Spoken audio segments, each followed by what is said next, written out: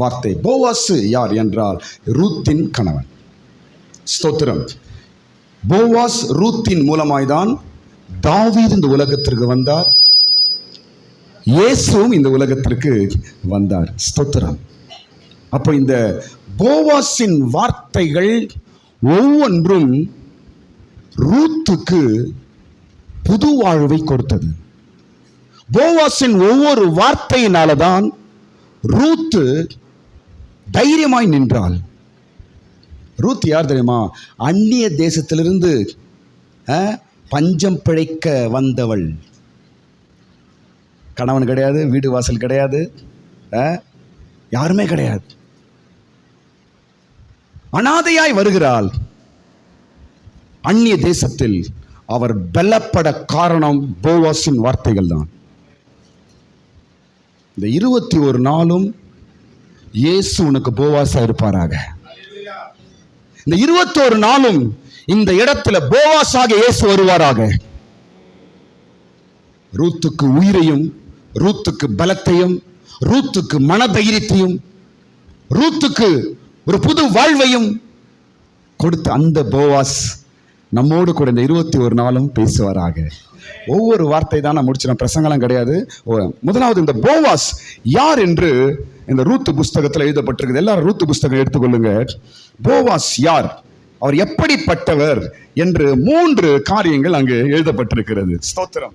Boaz என்பவர் எப்படிப்பட்டவர், Boaz என்பவர் எப்படிப்பட்டவர் என்று 3 அவருடைய கேரக்டர்.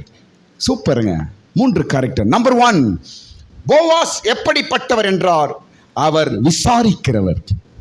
3ஆம் அதிகாரம் 19ஆம் வசனம் எழுதி வச்சு வீட்டில் படித்துக் கொள்ளுங்க. ரூத் 3ஆம் அதிகாரம் 19ஆம் வசனத்தில் போவாஸ் எப்படிப்பட்டவராம்? அவர் சொல்லுங்க, சத்தமா சொல்லுங்க. விசாரிக்கிறவர். விசாரிக்கிறவர். ஸ்தோத்திரம். போவாஸ் விசாரிக்கிறவர்.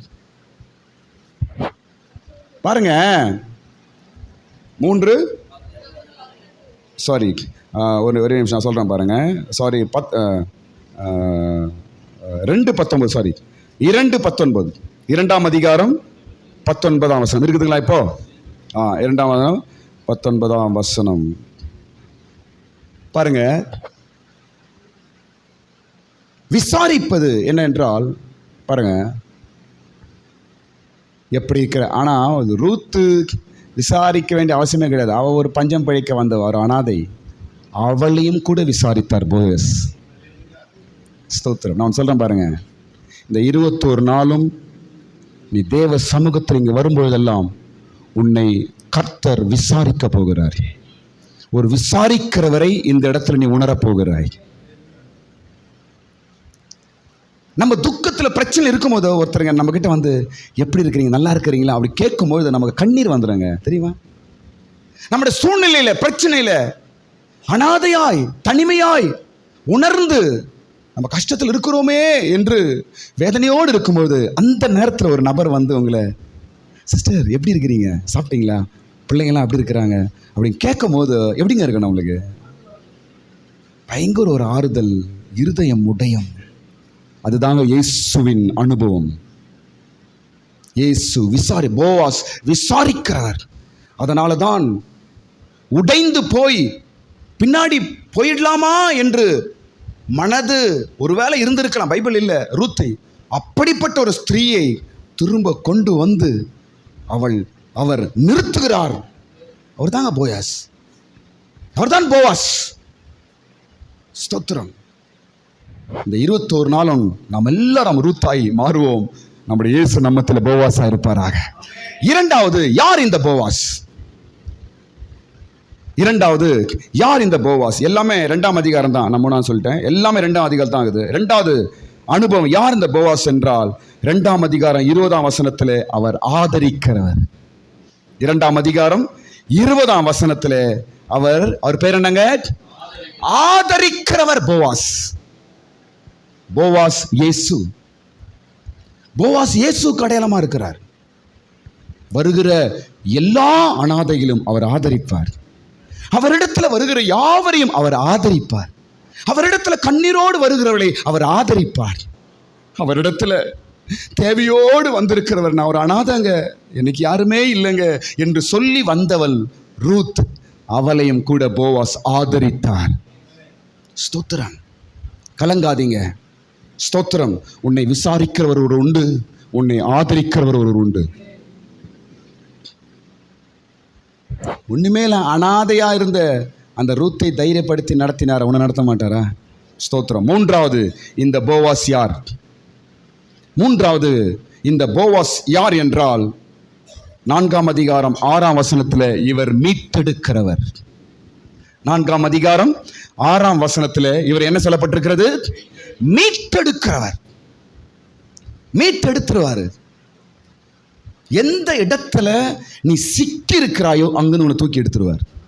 எந்த இடத்துல நீ தவித்து கொண்டிருக்கிறாயோ நிச்சயமா அங்கிருந்து உன்னை தூக்கிடுவார். ஆமென். நிச்சயமா அந்த இடத்துல இருந்து உன்னை மீட்டு எடுத்துருவார். ஸ்தோத்திரம். மீட்டெடுக்கிறவர், ஆதரிக்கிறவர், விசாரிக்கிறவர். இந்த 21 நாளும் அவர்தான் இங்க வர போறார். அவர்தான் இங்க இருக்கிறார். ஹல்லேலூயா. ஸ்தோத்திரம். இந்த போவாஸ் ரூத்துக்கு சொல்ற சில வார்த்தையெல்லாம் இருக்குது.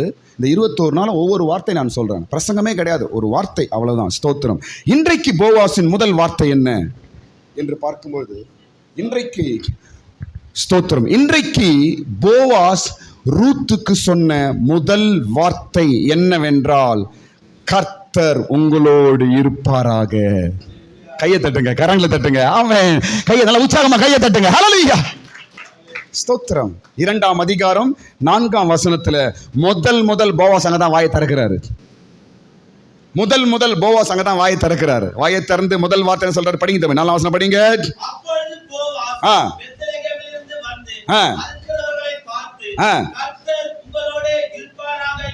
போதும். கர்த்தர் உங்களோட இருப்பாரா.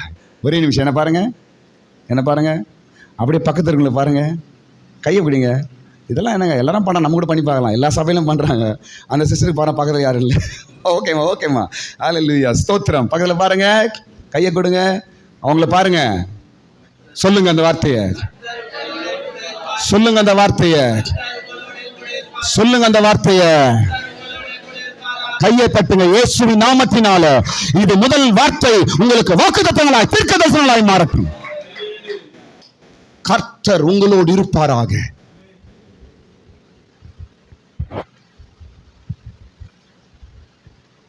இது என்ன கவனிங்க, இந்த வார்த்தை ரூத்து கிட்ட சொல்லல போவாஸ், அங்க வேலை செய்யற ஜனங்க கிட்ட சொல்றாரு. ஆனால் ரூத்து தூரத்திலிருந்து கேட்கிறார். போவாஸ் பேசுகிற சொல்லுகிற வார்த்தையெல்லாம் ரூத்து காதில் கேட்டாள். நான் அனாதை என்பது அவளிடத்திலிருந்து போய்விட்டது. எனக்கு ஒன்றுமில்லை என்ற ஒரு கலக்கம் அவள் விட்டு போய்விட்டது. என்னால ஒண்ணுமே முடியாது என்ற ஒரு பயம் அவள் விட்டு போய்விட்டது. எனக்கு ஒரு வாழ்க்கை உண்டு என்ற தைரியம் அவளுக்குள் வந்தது.